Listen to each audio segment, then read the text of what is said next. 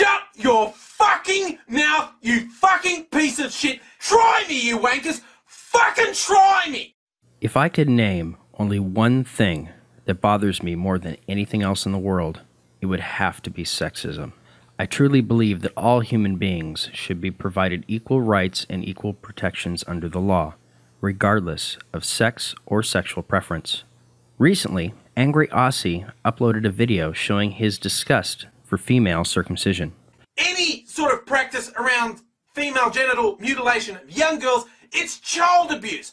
I thought this was particularly interesting because he uploaded a video several months back where he had a woman speaking poorly of men who had not been circumcised. And if your partner has only previously been used to unhygienic, uncircumcised men, it will be hard for her to get used to a cock with, for her, normal odours and flavours. In the meantime, grate some Parmesan cheese and wrap some free-range deli ham around your dick. I added a comment explaining that the foreskin of the male penis is in fact the most sensitive part and was demonstrated in a study published in the British Journal of Urology in 2007 called Fine Touch Pressure Thresholds in the Adult Penis. He removed my comment and blocked me. Any fucking wanker who wants to jump in and go, oh, male circumcision is just as bad. Shut your fucking mouth, you fucking piece of shit. Anyone who tries to hijack comment threads with that shit, block, delete in a fucking heartbeat. Try me, you wankers. Fucking try me. Angry Aussie has every right to say whatever he wants and to block and remove comments if he wants to. But I also have the right to make a video reply, whether he chooses to accept it or not.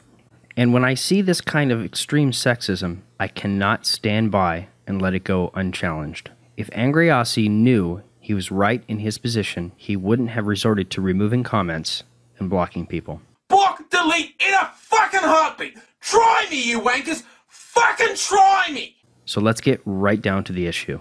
Why do some people assume female circumcision is evil and male circumcision is good?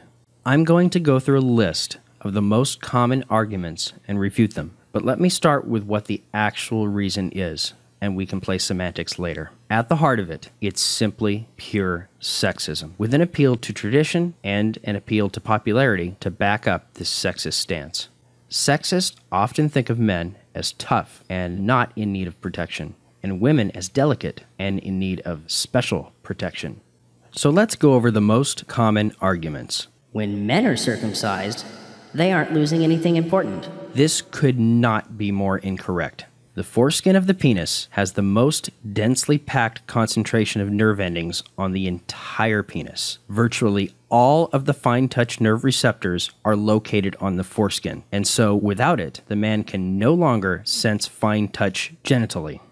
That's an entire sensation removed for life. That would be like removing your ability to taste sweet or your ability to see blue. It can also be compared to the way female circumcision can remove an entire sensation, only allowing the woman to get sexual pleasure through vaginal penetration. If a man has been circumcised, he cannot experience the sensation of foreskin stimulation, just as a type 1 clitorectomized woman cannot sense clitoral stimulation. Both now require penetration or other means of strong pressure sensation. But when a woman is circumcised, she can no longer enjoy sex. This is simply not true. You will not hear this from circumcised women in Africa and in the Middle East. You will only hear this repeated in Western culture. It's incorrect. A female circumcision can reduce pleasure, like male circumcision. And it can remove important sensations, like male circumcision, but it does not completely remove the ability to enjoy sex in most cases, just like male circumcision. But female circumcision is designed to reduce pleasure, and male circumcision isn't. This claim always amuses me, because it speaks to the lack of historical understanding. Male circumcision was first medicalized and popularized in Western culture as a means to stop masturbation, because they knew it reduced pleasure. Even as late as 1969, male circumcision was still promoted in the medical community as a cure for masturbation. As soon as it was better understood that masturbation was not harmful, that argument disappeared. But the practice, which started to try and curb masturbation, didn't go away. In the 11th century, the very famous Jewish rabbi and philosopher Moses Maimonides wrote, "The reason for circumcision is to bring about a decrease in sexual intercourse and a weakening of the organ in question, so that this activity be diminished and the organ be in as quiet a state as possible. The bodily pain caused to that member is the real purpose of circumcision. Violent concupiscence and lust that goes beyond what is needed are diminished. The fact that circumcision weakens the faculty of sexual excitement and diminishes the pleasure is indubitable." But with female circumcision, they sew the vagina shut. That's called infibulation, and it's one of the least common forms of female circumcision. Just because it's rare doesn't make it right, but don't make the mistake in assuming that female circumcision requires infibulation. But male circumcision has health benefits. Female circumcision doesn't have health benefits. The male and female structures both develop in utero from the same parts. It shouldn't be of any surprise that what might affect one gender might likely affect the other in the same, or at least in a very similar way. For example, in 2 studies, female circumcision showed a decrease in HIV transmission. If it's true that male circumcision can reduce HIV transmission by removing many of the Langerhans cells, it shouldn't be of any surprise that removing the inner labia, outer labia, and clitoral hood might have the same result, as these areas of the female genitals are densely laden with Langerhans cells as well. Or we could just use a condom. I find it interesting that the parts of the genitals that feel the best also seem to be the most susceptible to HIV infection, at least according to some studies. So how much pleasure is it okay to remove to reduce HIV infection? The answer is none. Unless we're talking about adults giving informed consent to remove parts of their own genitals, children don't have the voice to make that kind of decision. But if boys aren't circumcised, they'll get stuff under there. You would think this argument would only be made by male virgins who've never seen a vagina in real life before. The female vagina has many more folds of skin and produces much more moisture. If the folds of the vagina are not washed regularly, a fluid called sebum can collect with the shedding of dead skin cells.